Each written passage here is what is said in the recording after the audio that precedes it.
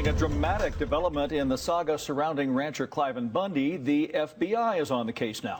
The 8 News Now I-team has learned that FBI agents have started an investigation into the events surrounding a showdown that could have easily turned bloody 1 month ago. Chief I-team reporter George Knapp is here with that exclusive story. George. Yeah, it's one thing for Cliven Bundy and his supporters to square off against an assortment of BLM employees. It's quite another when the FBI enters the picture, and that's exactly what has happened. The I-team has confirmed that FBI agents have launched a formal investigation into alleged death threats, intimidation, and possible weapons violations that culminated with a dangerous showdown on April 12th. And the first people to be interviewed by FBI agents are Metro Police, starting with the sheriff. As viewers will recall, federal employees suspended their roundup of Cliven Bundy's cattle following a confrontation outside the BLM compound near Bunkerville. At the urging of Metro, Bundy's cattle were released, but BLM's new director announced the matter wasn't over and would be resolved one way or another.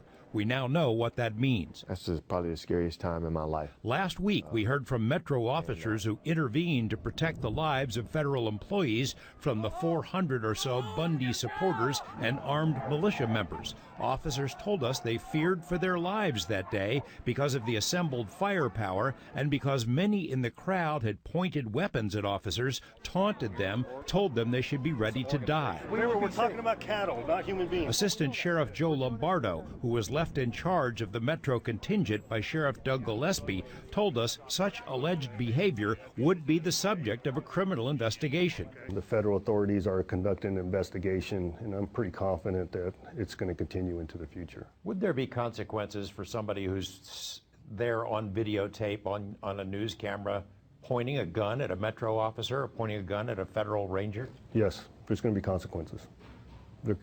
Definitely, I mean, that's unacceptable behavior. If we let it go, it would continue into the future. The I-team has learned that Lombardo was interviewed by FBI agents earlier this week.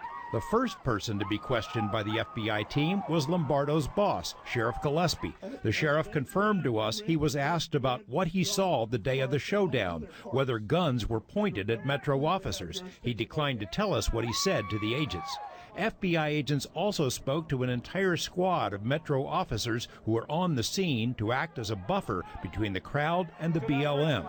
Bundy supporters have insisted in emails and calls to 8 News Now that no one in the crowd pointed weapons at BLM or Metro, but officers told us that's exactly what they saw, that many with guns set up behind women and children. Oh, it's not a rumor, because when we first got out there, that's who when we pulled up and made the left there to divide the I-15 north and south is where we were set up.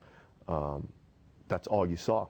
You saw the kids and you saw the women, and then you can see the horses off, in the backdrop, and then you see the men with guns everywhere. They're laying on the ground. They're in the back of pickup trucks, and you're going, wow, this would never happen down in Las Vegas. But it was there. That's not a rumor. That was reality. And I saw that with my own eyes, no doubt. Sergeant Jenkins has been interviewed by the FBI already. A second squad is expected to be interviewed by week's end. The Bureau does not confirm or deny the existence of any investigation, but we have confirmed from multiple sources that a criminal probe is underway. It is illegal to point loaded weapons at federal agents, and we don't have to tell you what would happen if a suspect pointed a gun at a Metro officer here in the Valley. Cliven Bundy supporters have been adamant in saying to us that no weapons were aimed at the feds or at police, that the BLM Rangers were the ones pointing guns. From the sound of things, they'll be given a chance to prove those allegations because the FBI is coming their way, and this could stretch on for many months. Probably truth in the middle somewhere. Somewhere, As it usually is. Yep, Yeah. sure. Thanks, George.